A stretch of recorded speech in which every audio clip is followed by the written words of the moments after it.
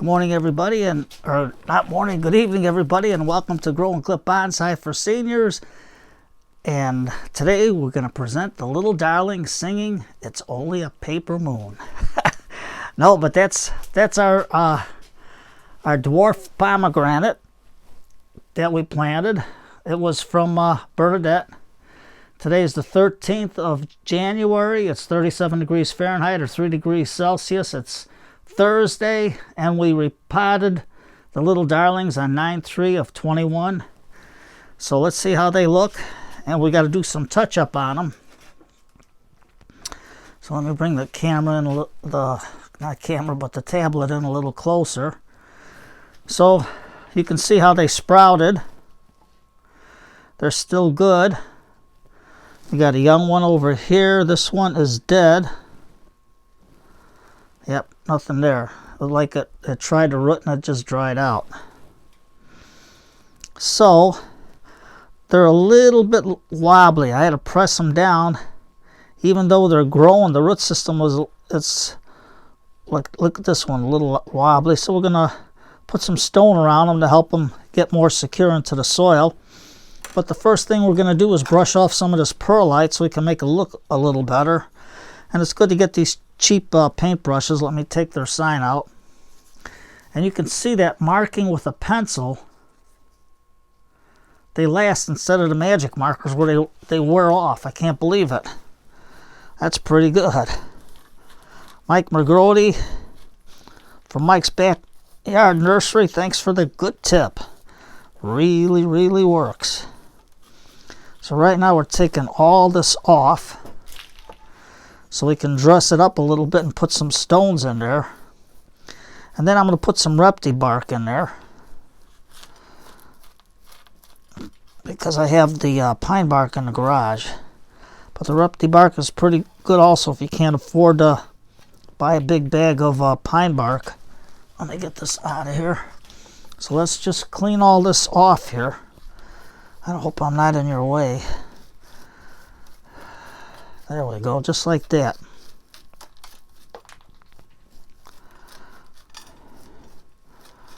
Okay, we got most of our little forest all cleaned up a little bit.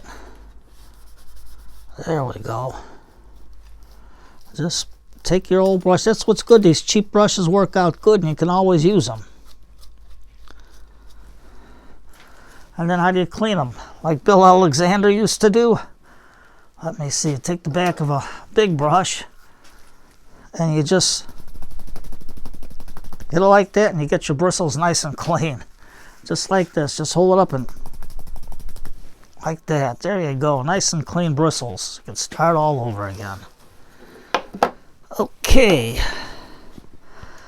So I'm going to take my little ironwood pruners here for light cut, and I got this part is grown. There's a green tip there, so I don't want these to grow too long and spindly. Usually they sleep, but they're getting up early. I'm gonna throw that in the water. Maybe we can take some more cuttings out of her. Let's see this one here. This one's growing, so let's take, what can we use to push it down? We can use the back of our brush, and just to get our soil in there, just like that. I use fingers, work the best. I don't know what I'd do without fingers, but they work the best. There we go. But you can always use, if you don't want to get your hands dirty, you can always use the back of the brush to get this all in. Okay, so now this one I'm going to cut this dead branch off.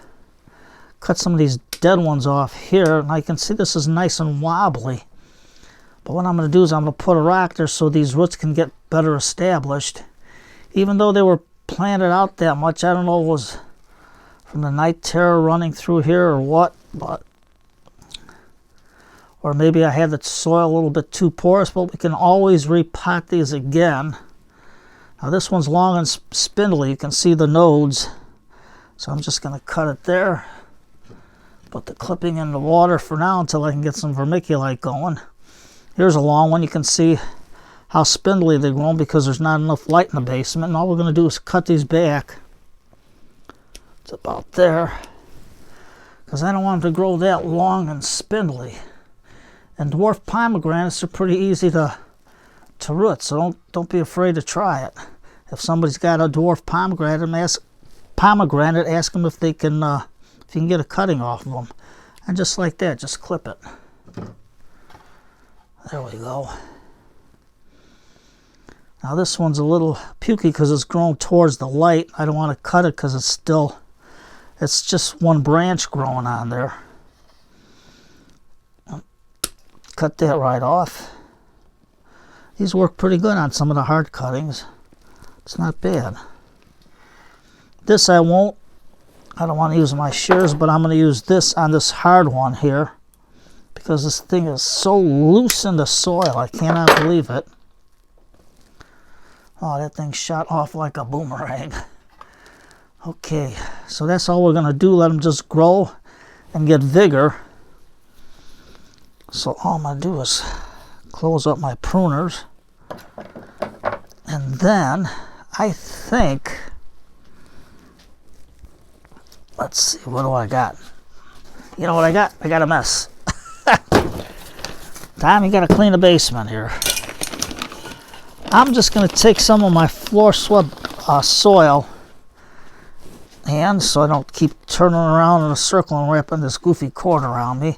And just around this wobbly one, I'm just going to pour a little bit around there, just to push it in and try to stabilize the root system a little more until it starts growing out. But that's all I'm going to do for that one. There we go.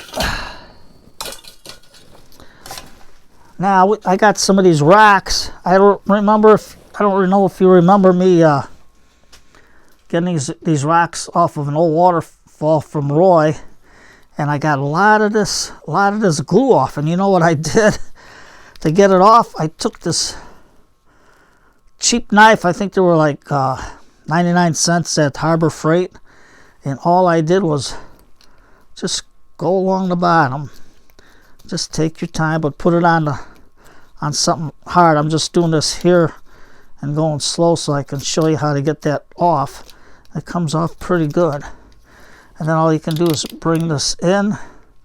It's about there. Hold your finger, and you can scrape more off if you want. But for all intents and purposes, nobody's going to see it because it's going to be on the bottom. But that's how you get rid of all that old caulk on there, because I tried a lot of stuff, it didn't work. So just around this guy, one of the little darlings, the little girls here, I think with this notch cut out, I can put it in like that just to hold her in place. Now this one's a little bit wobbly. There's another one where I cut everything off, but I think if we can put this maybe in between here, just for the time being, just like that.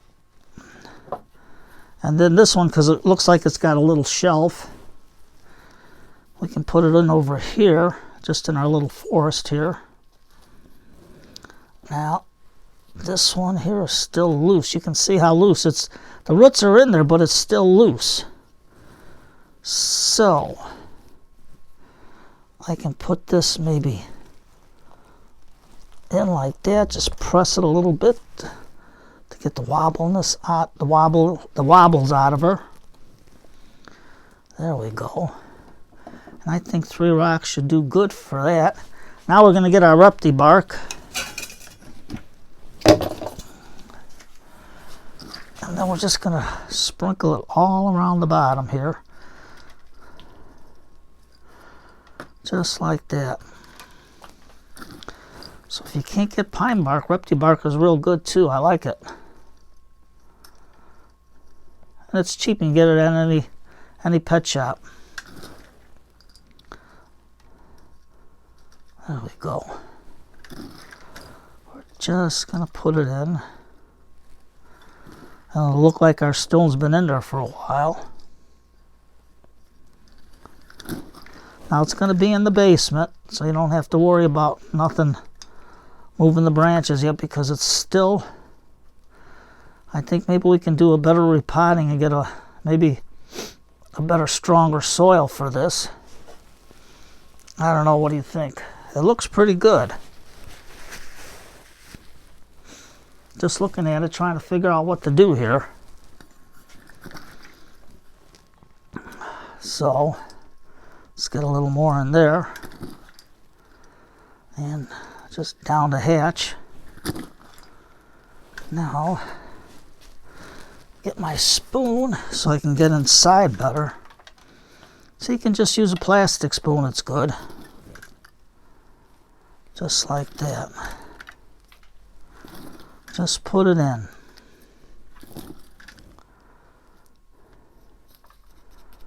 There we go.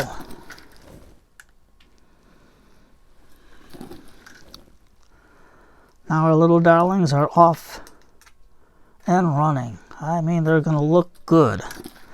And the repti bark will help the floor look good on our little forest here with them.